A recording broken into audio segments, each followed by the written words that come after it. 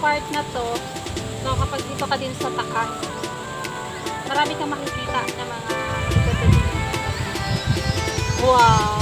Talagang marirelax ka dito sa pang-cruise. So, lalo na sa mga katulad ko talaga na mahilig sa dagat, ilog. So, kapag stress kayo or may mga mabibigat kayo, mga pinagdadaanan sa buhay, may kabiguan man or love life.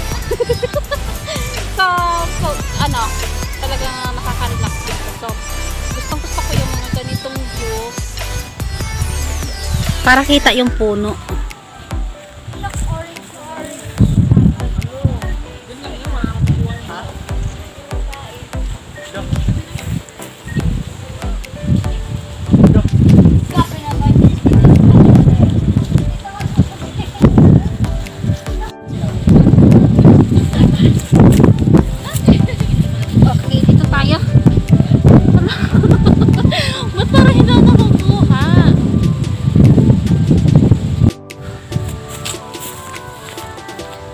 So, kailangan marami akong kuha ng sunset dito sa, sa Pampanga.